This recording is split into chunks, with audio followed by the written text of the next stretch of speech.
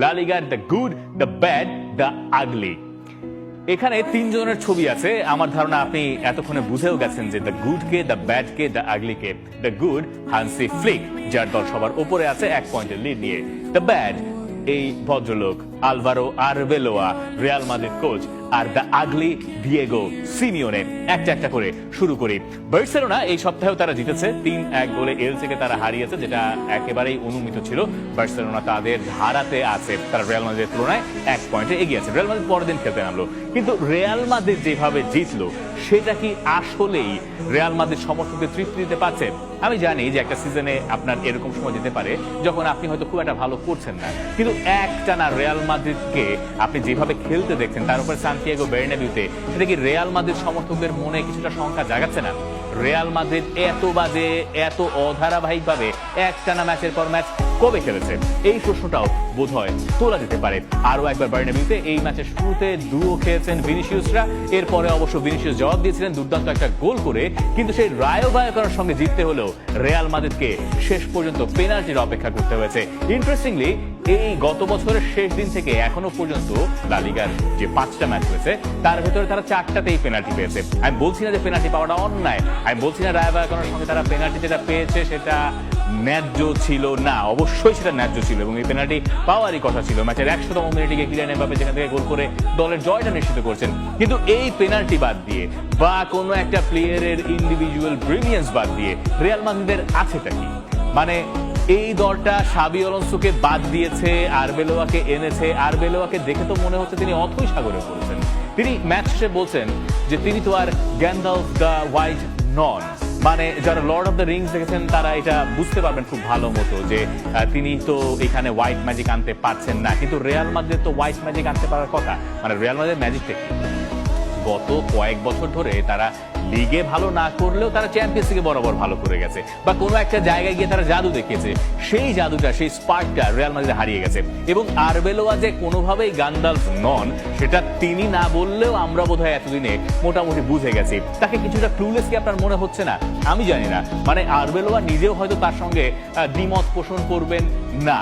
এই ম্যাচটা রায়ো ভায়াকানোর সঙ্গে রিয়াল মাদ্রিদ যেভাবে শেষ করেছে তাতে তাদের ডিফেন্স লাইনটার দিকে দেখেন। ডিফেন্ডার হিসেবে ওখানে আপনি কাউকে খুঁজে পাবেন না, একজন বোধহয় ছিলেন আর বাকি সবাই মিডফিল্ডার। মিডফিল্ডে ছিলেন জাত মিডফিল্ডার 1জন আর ফরওয়ার্ড লাইনে 5জন। মানে ম্যাচ আপনাকে জিততেই হবে এরকম একটা পরিস্থিতি নিয়ে আরবেলোয়া ওই ম্যাচের শেষটা করেছেন। যাই হোক, তারা জিতেছেন, কিন্তু রিয়াল মাদ্রিদ এইভাবে আসলে কত দূর যেতে পারবে এই প্রশ্নটা ওঠা খুবই স্বাভাবিক। আর এই যে পেনাল্টির কথা বলছিলাম সেটা অনেক বেশি কিলিয়ান এমবাপে নির্ভর। মানে যে 4টা পেনাল্টি কিক হয়েছে 4টাই তো কিলিয়ান এমবাপে গোল করেছেন। তিনি ক্রিস্টিয়ানো রোনালদোর একটা রেকর্ড ছুঁয়েছেন এক সিজনে সবচেয়ে বেশি পেনাল্টি থেকে গোল করার রেকর্ডটা। আবার এইখানেও একটা ব্যাপার দেখেন, 22 ম্যাচে তারা এখনো পর্যন্ত পেনাল্টি পেয়েছে 11টা। এটাও একটা সিজন রেকর্ড। এখনো পর্যন্ত মোটে 22 ম্যাচ হয়েছে, সিজনের বাকিটা তো এখনো বাকি। রিয়াল মাদ্রিদ যদি এত বেশি ভিনিসিয়াস, এমবাপে আর পেনাল্টি নির্ভর হয়ে যায় তাহলে রিয়াল মাদ্রিদের এই সিজনটা হয়তো আশানুরূপ আর হওয়ার কোনো উপায় থাকবে না। দেন এগেইন উই নো এটা রিয়াল মাদ্রিদ, তারা চ্যাম্পিয়ন্স লিগে যে কোনো কিছু করতে পারে, কিন্তু লা লিগায় তাদেরকে কোনোভাবেই মনে হচ্ছে না তাদের পক্ষে কিছু করা সম্ভব, যদিও তারা মোটে 1 পয়েন্টেই পিছিয়ে আছে। তাদেরকে অপেক্ষা করতে হবে আসলে বার্সেলোনার বাজে ফর্মের ওপরে। যাই হোক, এই জায়গায় দ্য আগলি হচ্ছেন ডিয়েগো সিমিওনে। তার দল লেভান্তের সঙ্গে গোললেস ড্র করেছে আরো একবার। তার আগের ম্যাচটায় চ্যাম্পিয়ন্স লিগে তারা বোদুগ্লিন্তের কাছে হেরেছে এবং হারার পরে ডিয়েগো সিমিওনে নিজের মাঠে দুয়ো শুনেছেন নিজের সমর্থকদের কাছ থেকে। আরবেলোয়া বা রিয়াল মাদ্রিদ দুয়ো শোনেন সেটা একটা ব্যাপার, এই কোচ নতুন এসছেন, খুব ভালো সময় রিয়াল মাদ্রিদ যাচ্ছে না, কিন্তু ডিয়েগো সিমিওনে যিনি 15-16 বছর ধরে এই দলের সঙ্গে আছেন, এই দলটাকে বিশ্বে মোটামুটি বিখ্যাত করেছেন, তিনি যখন দুয়ো শোনেন তার মানে ঘটনা কোনো একটা জায়গায় ভয়ঙ্কর ভাবে বিগড়ে গেছে। এবং সেটা হচ্ছে আতলেতিকো মাদ্রিদের খেলা এবং ফল। তারা লা লিগায় কোনো হিসাবেও নাই, মানে তাদের সঙ্গে যে তফাৎ বাকিদের, তারা রয়েছে পয়েন্ট টেবিলের 3-এ, কিন্তু পাক্কা 10 পয়েন্টে পিছিয়ে আর রিয়াল মাদ্রিদ থেকে 9 পয়েন্টে পিছিয়ে। এই অবস্থায় সিমিওনের এখন বলারও আসলে তেমন কিছু নাই। ট্রান্সফার বিজনেসে তারা মোটামুটি ব্যস্ত ছিল সামারে, তখন তারা প্লেয়ার সাইন করিয়েছে কিন্তু কোনোটাই খুব একটা কাজে দেয় নাই। এবার তারা আদেমোলা লুকমানকে এনেছে উইন্টার ট্রান্সফারে, দেখা যাক সেটা কতখানি কাজ করে। কিন্তু সিমিওনে এই সিজন শেষে আর থাকছেন কিনা এই প্রশ্নটা এখন ওঠাটা খুবই সঙ্গত, খুবই যৌক্তিক।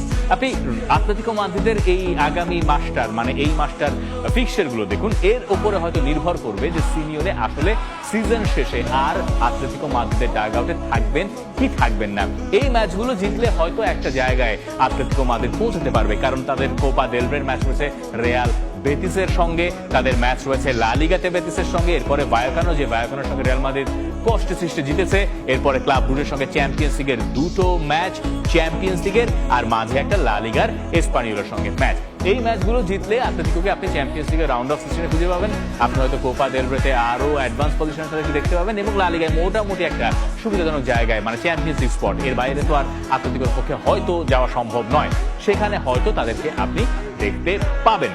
কিন্তু দিয়েগো সিমিওনে এই ম্যাচগুলো যদি জিততে না পারেন, মোটামুটি বলে দেওয়া যায় যে সিমিওনে হয়তো নিজেই এরপরে আর আতলেতিকোতে থাকতে চাইবেন না, আর আতলেতিকো বোধহয় ওই জায়গায় যাবে যে তাদেরও একটা নতুন সিদ্ধান্ত নেওয়া প্রয়োজন, অনেক তো হলো।